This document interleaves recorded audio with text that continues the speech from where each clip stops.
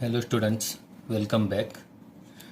Today we are going to develop the relationship between zeros and coefficient for the cubic polynomial. Now the standard form of the cubic polynomial is ax cube plus bx square plus cx plus d, whereas a not equal to 0, that already we have discussed, it is the necessary condition, and abcd, they are any of the real values coefficients.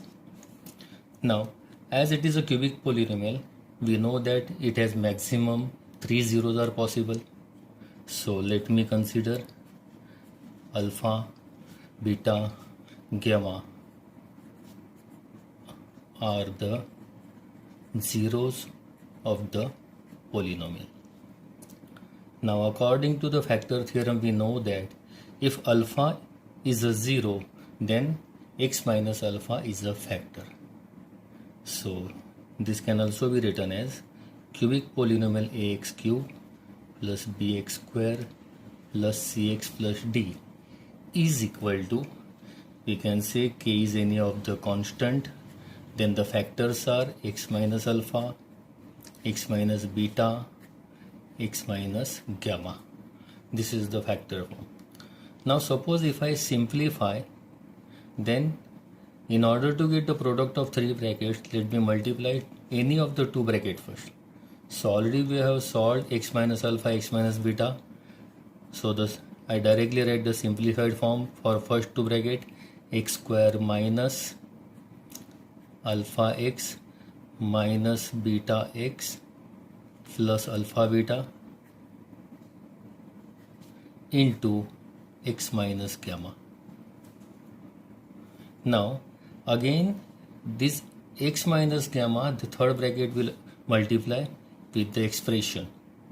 Suppose first if I multiply by x, then if I multiply by minus gamma, then what will be the simplified form? So after getting the multiplication, if you take out the variable as common, you will have the expression. Let me write down the directly. You can just simplify it. It will be x cube minus alpha plus beta plus gamma into x square plus alpha beta plus beta gamma plus gamma alpha into x minus alpha beta gamma. This will be the product. Now each term again multiply by k, so it will be kx cube minus k into alpha plus beta plus gamma into x square plus k into alpha beta plus beta gamma plus gamma alpha into x minus k into alpha beta gamma. Now if I compare the coefficients, here coefficient of x cube is a and here coefficient of x cube is k. So if I equate them, we conclude that a is equal to k. Then coefficient of x square, here it is b. So b is equal to, with the sign if I consider, it is minus k into bracket x alpha plus beta plus gamma.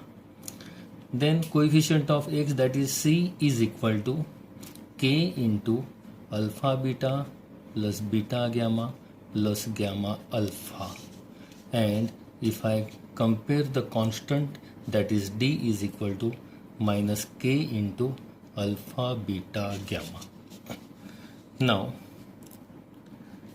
here if I transpose k, what the equation will be? So minus sign will be transposed, so it will be minus b upon k, that is equal to alpha plus beta plus gamma.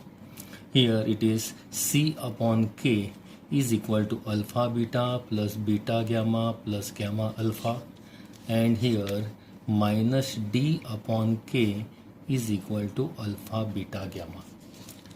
Now as we know that a is equal to k, so everywhere k is replaced by a. So what can we conclude?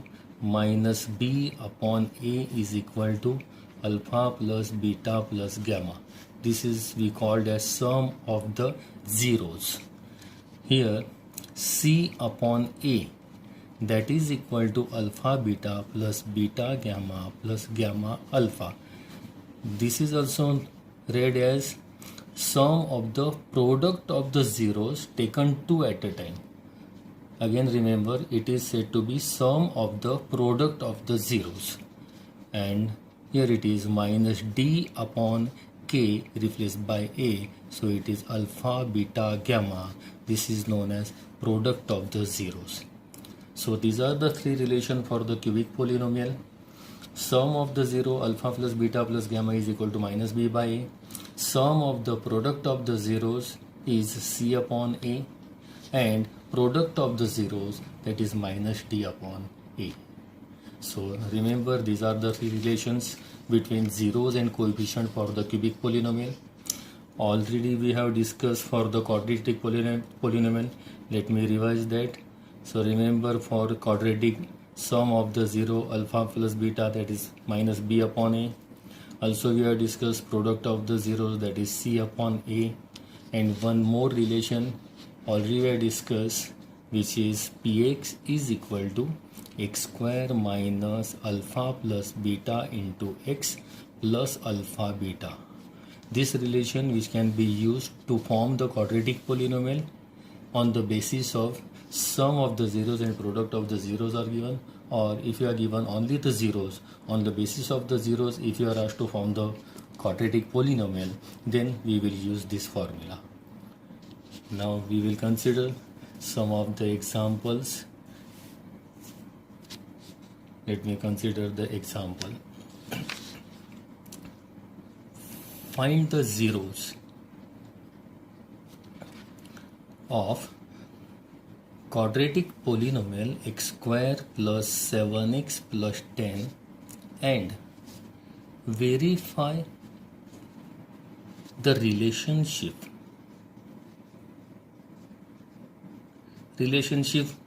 between zeros and coefficients.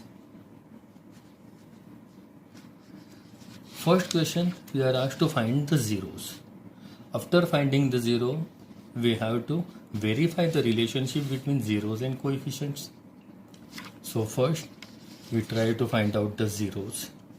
So let me write down the px polynomial x square plus 7x plus 10. As the last term is non-square, obviously we will have to go for splitting middle term. So x square multiplied by 10, that is equal to 10x square. If I take out the factors whose sum becomes 7, so that is 5 2s. X square is divided as x into x. Now in order to get addition, both the factors are given same sign as that middle term. So the factors for middle term 7x are plus 5x plus 2x. Now let me replace middle term 7x as 5x plus 2x. Hence it is said to be splitting middle term. Now making pair, take out x as a common, x plus 5u plus 2 into bracket x plus 5. So the factors are x plus 5u, x plus 2. So these are the factors. Now in order to get the zeros, we will consider px as 0. Therefore 0 is equal to x plus 5u into x plus 2. And hence we conclude that either x plus 5 is 0 or x plus 2 is equal to 0. And hence x is equal to minus 5u or x is equal to minus 2. These are the zeros. Now with the help of the zero, how do we derive the relationship between zeros and coefficients? So to verify the relationship between zeros and coefficient, it means that we will have to derive sum of the zeros is nothing but it is minus b upon a. In order to verify, again if I compare the given polynomial, quadratic polynomial with the standard form ax square plus bx plus c, what do we conclude? What is the value of a? So here coefficient of x square is not given, so we will consider a as 1.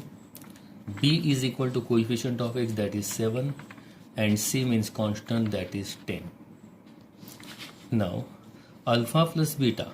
So here let me consider one of the zero. Whatever the zeros we obtain, minus 5 and minus 2, one of the zero I consider as alpha. So let alpha be minus 5 and beta be minus 2. Now if I get the sum of the 0 alpha plus beta, that is equal to minus 5 minus 2, which is equal to minus 7. Now denominator is nothing, means obviously it always be 1. And if I look at the values of the coefficient, minus 7 is nothing but it is the value for b, so I shall replace it by b, upon 1 is the value for a, so it is minus b upon a. Hence we verify the relation alpha plus beta is equal to minus b upon a. Therefore you can directly write alpha plus beta is minus b upon a. This is the relation what we verified. Similarly alpha into beta, so let me get the product of zeros, minus 5 into minus 2, that is equal to minus minus plus 10. Again denominator is not mentioned, so it is considered to be 1. Now 10, it is the value of the constant c, so let me replace 10 as c, upon 1 means it is a. Hence here we derive the relation alpha into beta is equal to c upon a.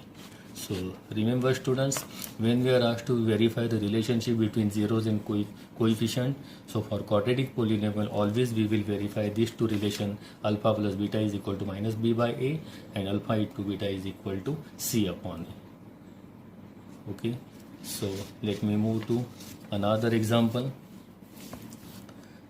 Suppose one more example you are given. Find the quadratic polynomial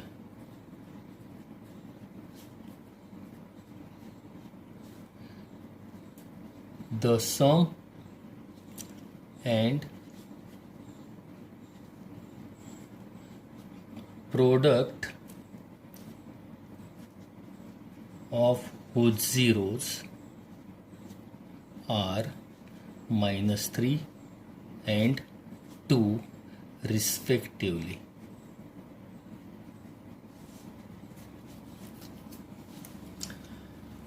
Now find the quadratic polynomial. Now here what we are given, sum and the product. What does it mean? So that means you are given alpha plus beta, sum of the zeros means it is alpha plus beta is equal to minus 3 and product means alpha into beta is given as 2. Now sum and product are given, on the basis of that we are asked to form the quadratic polynomial. Now directly we have discussed the formula of the polynomial on the basis of the sum and product. So if I write directly, px is equal to x square minus alpha plus beta into x plus alpha beta. If I replace here alpha plus beta, it is nothing but minus 3 into x plus alpha into beta means 2. So directly we conclude that it is x square minus minus plus 3x plus 2. This is the quadratic polynomial px. Now another method, suppose we do not remember the relationship or this formula. So another way, here we are given alpha plus beta, the formula is minus b upon a, and value for that sum of the zeros is given minus 3. Denominator is not mentioned, so it is considered to be 1. Similarly alpha into beta, that is the formula, it is c upon a, and value for that it is given 2.